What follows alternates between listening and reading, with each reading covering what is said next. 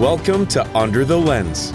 Come and enjoy an extraordinary, raw, and unfiltered podcast that delivers debate, discussions, and interviews about film, pop culture, and everything in between.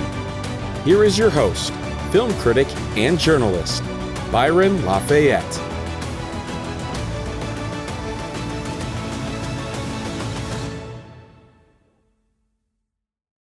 In 2016, Dr. Maha Aziz, a New York University professor, World Economic Forum risk expert, and author in global politics, drew the crowdfunded political comic book, The Global Kid, which stars the superhero character of 14-year-old Sammy.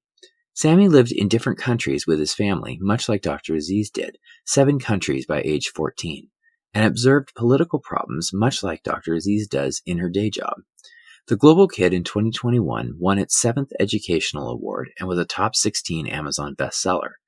Now The Global Kid is flying into the virtual and augmented reality realms with its long overdue sequel. I had the distinct pleasure of sitting down with Dr. Aziz to discuss her new book and talk about the world today and where we are headed in a post-pandemic era. I truly hope that you enjoy our conversation as much as I did. So can you tell me a little bit about your background as an academic and the work you do? Sure. So I'm a professor by day, and I'm based at NYU. I work primarily with grad students and write books about my specialty, which is global risk, basically identifying the threats to stability, what could go wrong, and we make judgments about what could happen next.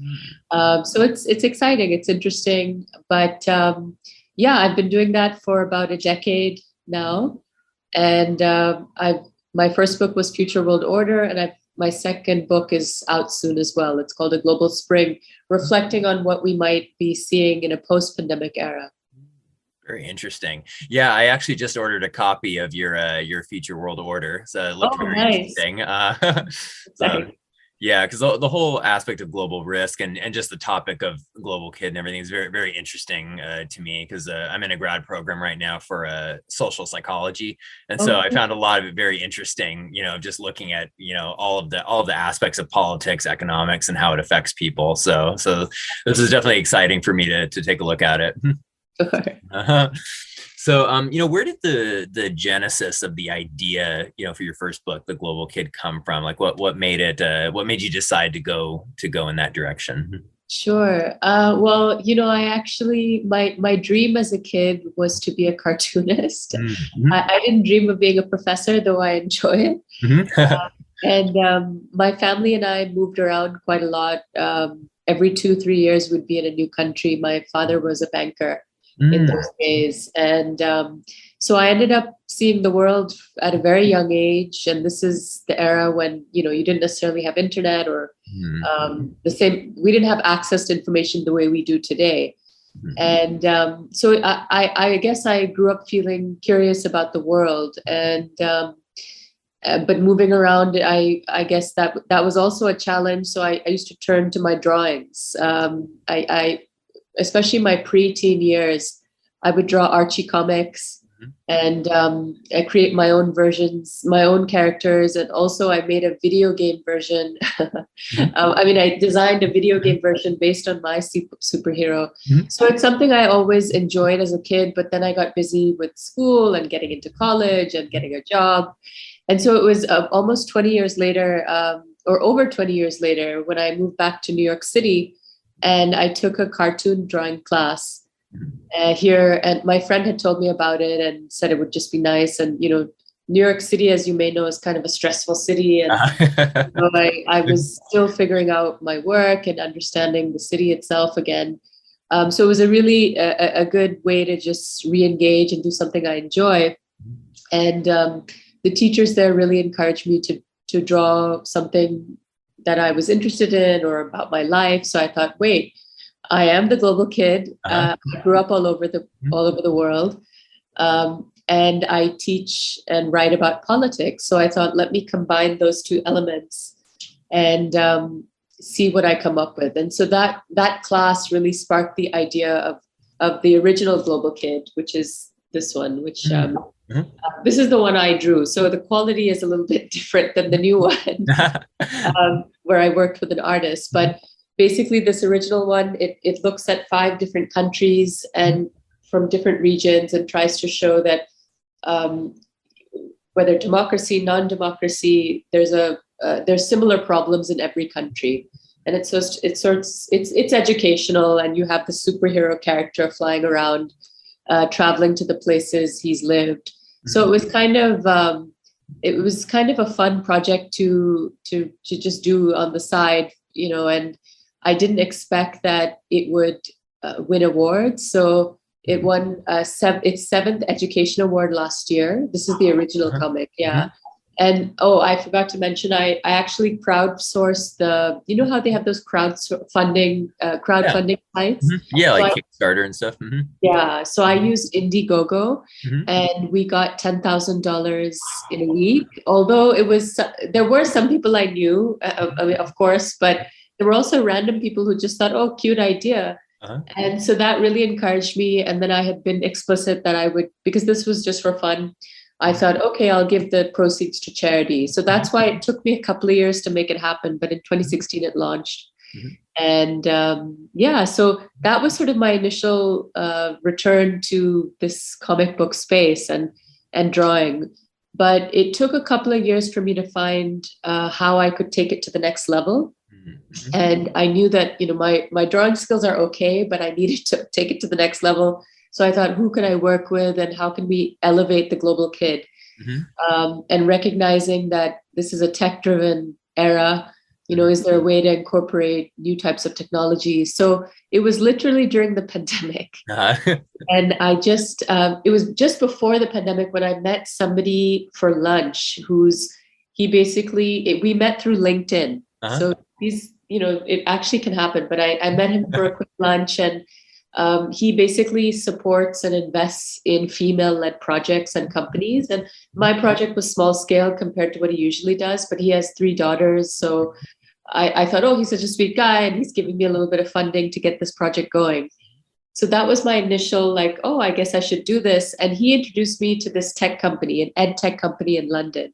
It's called Musemio, and definitely check out their website. But basically they create these apps. This app that they have, and they use it to teach kids about history, about art. And, so I just thought, wow, so cool if we could have the global kid be in virtual reality in this app. And so that's kind of how it got started. And they connected me with an AR company in Italy that did the AR components of the comic. So it's still a physical comic, of course, but then you take out your phone and you can see the characters jump off the page. With this new one, of course, there's a female superhero, and my dog is in it as well. So it's kind of cool to see Lucky, this rescue dog, suddenly become a superhero. So that's kind of how it was really just a pandemic passion project. I know all of us have felt some sort of stress, anxiety from the pandemic. It's just, we didn't see this coming. And even in my work, we're supposed to make predictions, but we didn't see this coming. So what to do? But so this was a really great distraction. And the first 6 months I was in London during the pandemic. I was staying with my parents. And it was, it's been wonderful to see it evolve. And we just launched over the holidays, sort of a soft launch, because with Omicron, I didn't really want to host an event, and definitely don't want to risk anything for anybody. So we just did sort of a soft launch, and I built up the website, theglobalkid.org. And we won 1 award, which was amazing. Congratulations. Thanks. It's something called the Moonbeam Children's Book Award. And so that was exciting. And then I didn't expect that, because it's sold on Amazon, and Amazon has sites in different countries. So we were top 5 for a week or so in Australia and in Singapore, which was a nice surprise. And here, I think within the first 2 weeks, we were top 25 on Amazon's bestseller list in certain categories. So Yeah, it's really it's been a wonderful distraction, and but only could have been possible. It's only been possible because of my ed tech partners, to really elevate the global kids. So kids can of course be entertained and learn, but the tech components kind of enhance the learning in a sense. So it's nice to be doing something that's tied to current tech, trends. So yeah. No, that's very cool because because it is very very true. With technology increasing, and then you mentioned in the book about how non-state actors are using technology throughout the world, and you've seen that. I mean, the Arab Spring was done pretty much completely via cell phones. It's like and so seeing being able to spread a message that way, I think is the most logical and sensible thing.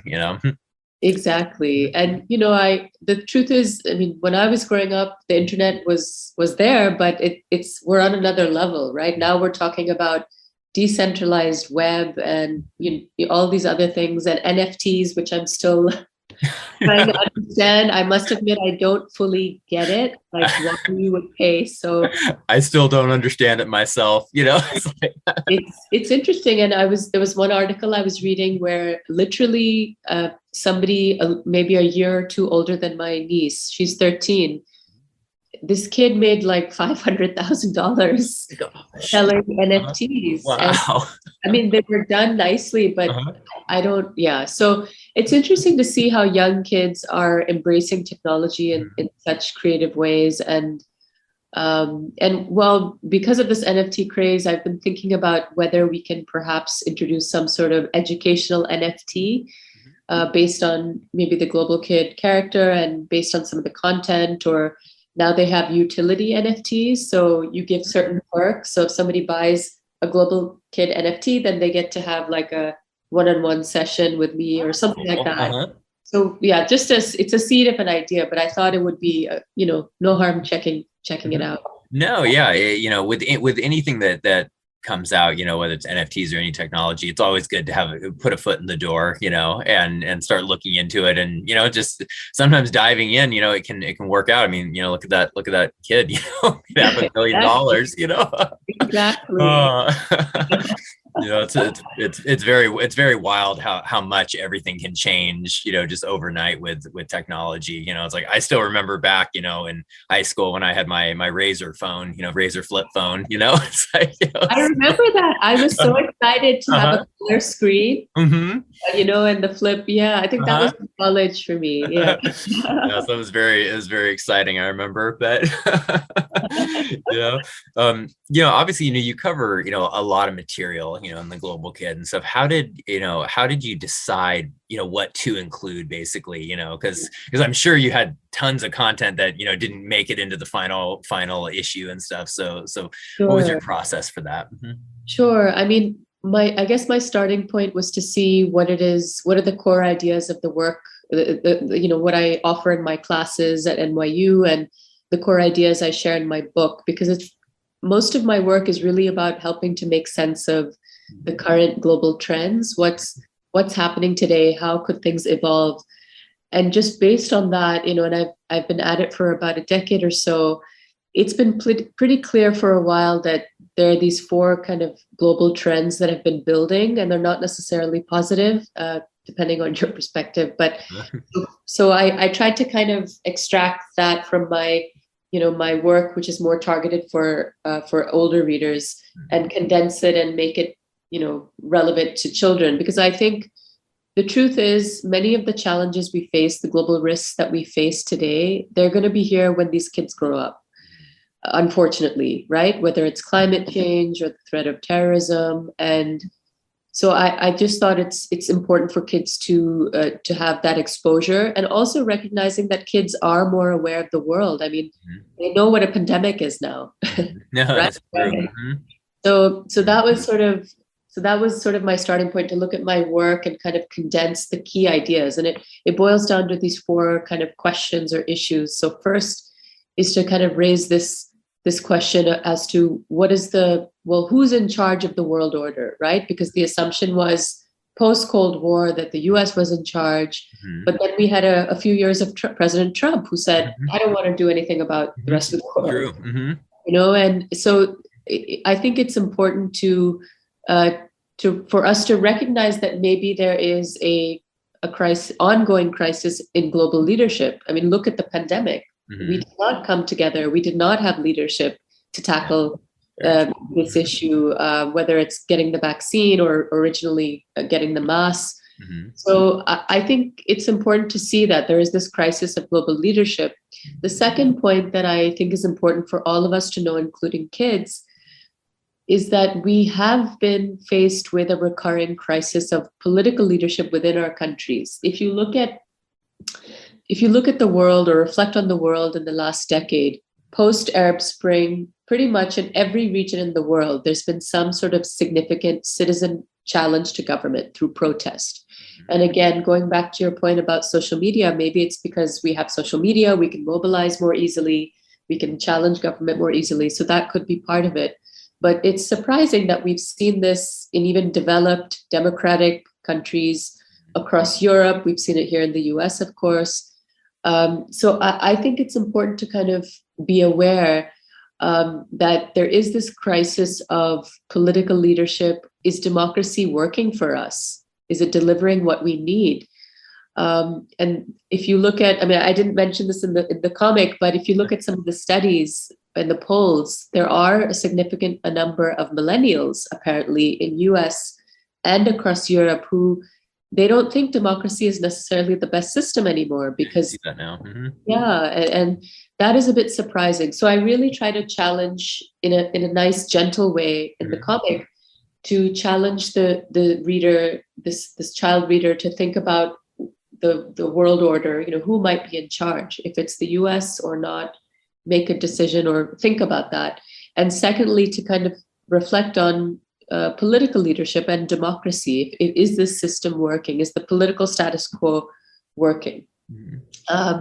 Thirdly, I do touch on certain economic risk trends. Of course, we know the pandemic has affected the global economy and we still don't know what the long-term effect will be. But also raise this issue of globalization versus economic nationalism, which was very significant pre-pandemic. Let's see how things evolve after the pandemic.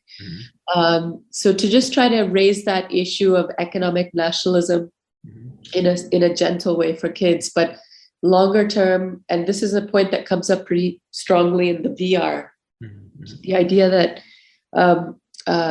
in the long term, or let's say this decade, a lot of jobs will be taken away because of automation, because of robots. And, what does that mean going forward? So I do raise that issue as well. And lastly, I do in a gentle way again, and this is such a sensitive issue, but this whole idea of identity, are we globalists? Are we nationalists? Do we care about the other? Reflecting on the reality that in the last decade, we've seen the rise of hate, sadly. And not that I want kids to be exposed to, they don't have to be exposed to everything, obviously, but just to recognize that there has been this xenophobia towards, refugees, migrants in different parts of the world. Here in the US, we've heard a lot about xenophobia towards, unfortunately, the East Asian community because of the perceived origins of the virus. So just kind of raising that issue and challenging the reader to think, okay, what are our global values? What should they be? Right? So it's a lot of content, but I tried my best to kind of condense it in a way that's fun. And the superhero, the super cute dog, that should help. But I think the VR and the AR also enhances the learning process in an important way. No, I definitely agree. Because that was part of what I really liked about the book. Because I wrote down that, I liked that, it feels so much today that, like politics, economics, history, it doesn't get a huge focus, on, in school, obviously at the collegiate level, you see it a little bit more, but, with like, high school and, junior high, you don't see a huge amount of that. And so I liked having, that kind of, an easily digestible, overview basically of it for people who were growing up who might not have a huge idea, your book might be the first one that they hear the USSR, mentioned, so I liked that a lot. Thank you. And one thing I liked too is that, I liked how you made the book very balanced with everything, that it was, that you're saying like, hey, some people feel this way, some people feel that way. And I liked how you kind of brought it back to, that the right answer basically is, is it helping the people? Is it basically, is it pro-human? I think it's probably the best way to say. I liked that a lot, because you don't see that a lot in books, and so that was something I liked a lot. I think, today and stuff, you see so much, whether, with anything like history, political science, economics, everything's so polarized. It seems like everybody's on one side or the other. There's very few people in the middle. And I've found just with some of my friends and stuff, how it's kind of difficult to talk about stuff, even because everyone has such strong opinions. And there's nothing necessarily wrong, I think, with strong opinions. But I found as of late, the last few years, it seems like it's hard to talk about with people sometimes. And, and so like, I thought this book was a great, a doorway for that. And so, is that something that you hope that this can help provoke conversations with kids to be more aware and more open to talk? Definitely. I mean, I guess it'll boil down to the parents and the children having a conversation. I think this is something perhaps that a kid wouldn't buy because it's aged for 8 to 12, but for the parent to make a judgment that, okay, let's expose our kids to current affairs and really to really encourage kids not just to be aware of these issues, but think about what role will they play in the world when we have these different issues. That sense of activism, I think, will be important.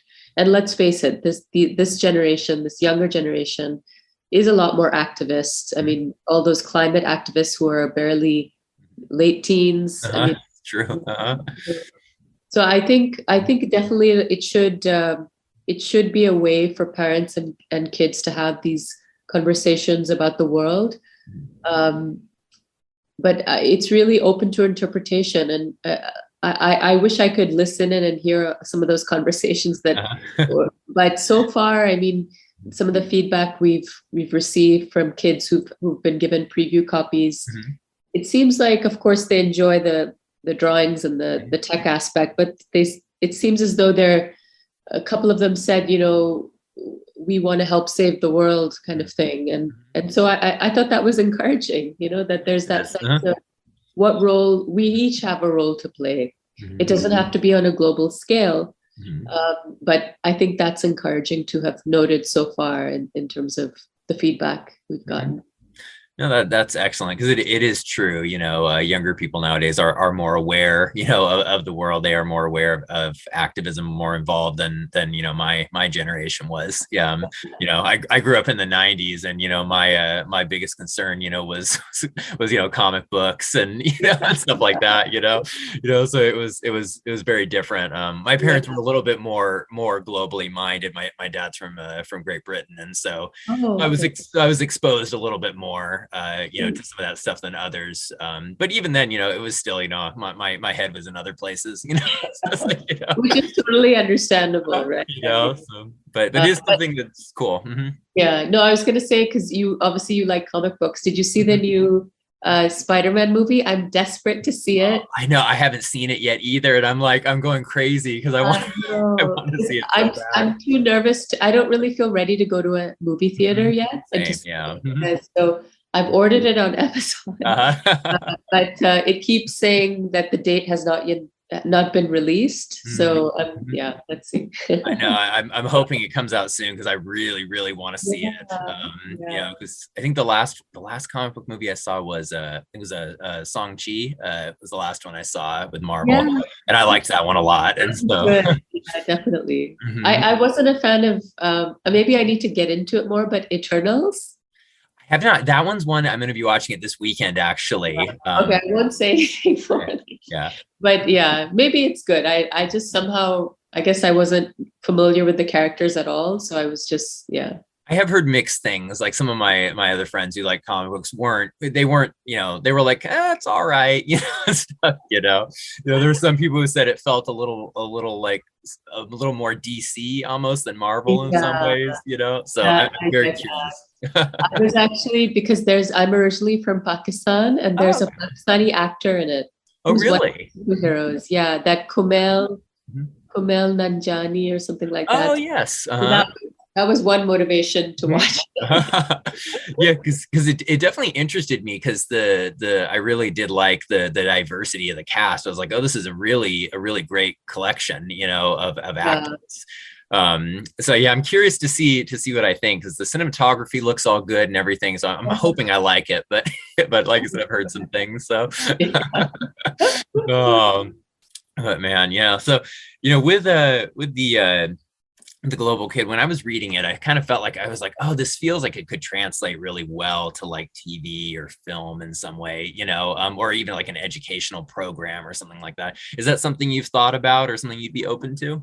I would love that. I think it could totally be some sort of like comic book series or an animated series. I think it would be amazing, because I remember when I was young, we had Carmen Sandiego. I don't know. Yes. I remember that.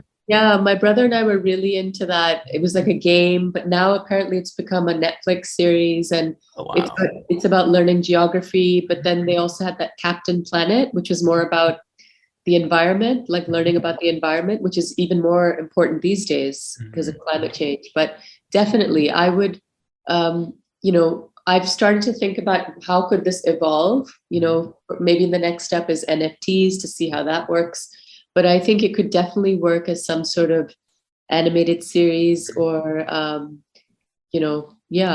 think there's a space to be filled. I don't see any real, significant educational content for kids. So I think it could be really fun. No, that'd be awesome because it is very true. There definitely seems to be a gap in that area. You see a few scattered here and there, but a lot of times there isn't as much. You saw it a little bit more in the 90s, like you said with Carmen Sandiego, but you don't see it much now in the well, we're not. I was going to say 2010s, but we're not even in the 2010s anymore. Yeah, honestly, I still talk about 2020. Like I have my sense of timing is still. I have to wake up. It's just the pandemic effect, I think. It's true. I can't believe it's 2022 already. So it's like it's this wild time's going by so quickly. So. But man, well, I appreciate you taking the time to chat with me. I enjoyed our conversation a lot. Me too. It was great to connect with you.